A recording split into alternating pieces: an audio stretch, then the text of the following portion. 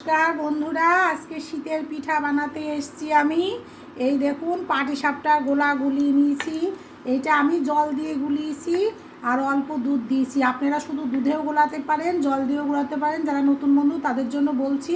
এবার আমি একটু চালের গুঁড়ি আর সামান্য আটা দিয়ে, সাদা আটা দিয়ে এটা গুলিয়ে নিয়েছি, আর গুড় দিয়ে এক চিমটি নুন দিয়ে। আর এই দেখুন এখানে ক্ষীরের সেই বানিয়ে নিয়েছি। এইগুলো দিয়ে আজকে যে পাটিসাপটা বানাবো। এই দেখুন দুটো বানিয়েছি, একটা এই যে আর একটা বানিয়ে ফেলেছি। এই দেখুন এইভাবে আপনারাও বানিয়ে খাবেন, দেখবেন দারুণ লাগে। এই যে এখন এটা আমি ভাজবো।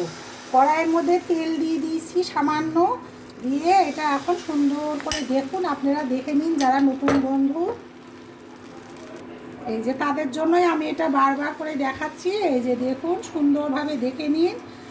এটা না আসলে প্রথম তো সবাই, কেউই তো বাবা বাড়ি থেকে সবাই সব কিছু শিখে আসে না, তাই আমি বারবার এটা আমি শিখাই।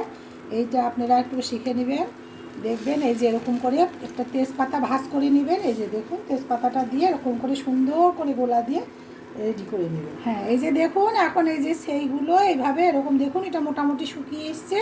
এখন দিয়ে এবার এটা এই যে দেখুন এভাবে কত সুন্দরভাবে হয়ে যাচ্ছে, দেখুন পুড়বে না, কিচ্ছু না, দারুণভাবে হয়ে যাবে। আর কড়াইয়ে যখন সামান্য তেল দেবেন, এই যে দেখুন এইভাবে একটা বেগুনের বোঁটা কেটে নেবেন, এরকম বাটির মধ্যে রাখবেন, তেজপাতাটা এরকম ভাজ করে রাখবেন। যখন একটু তেলও রাখতে পারেন, আমি এই বোতল থেকেই দিচ্ছি। এইভাবে আপনারা করবেন। এই যে দেখুন কত সুন্দরভাবে হয়ে গেল। আমি আর একটাও করে দেখাচ্ছি। এই দেখুন বেগুন দিয়ে যে সামান্য তেল দিয়ে এরকম করে নিলাম। এই যে এইভাবে দেবেন, এরকম ছোটো হাতা নেবেন, নিয়ে একটু দেবেন। এখন এইভাবেই করবেন বন্ধুরা।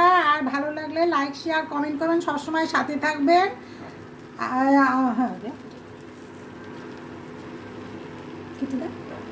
হ্যাঁ এই যে দেখুন কত সুন্দরভাবে হয়ে যাচ্ছে।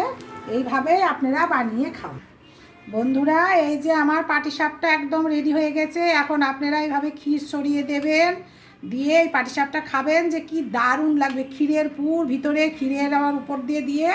তাহলে ভালো লাগলে লাইক শেয়ার কমেন্ট করেন, অনেক নতুন বন্ধু চাই আজকের মতো। তাহলে টাটা। কিন্তু অবশ্যই আমি বন্ধু নতুন চাই, সাথে থাকবেন।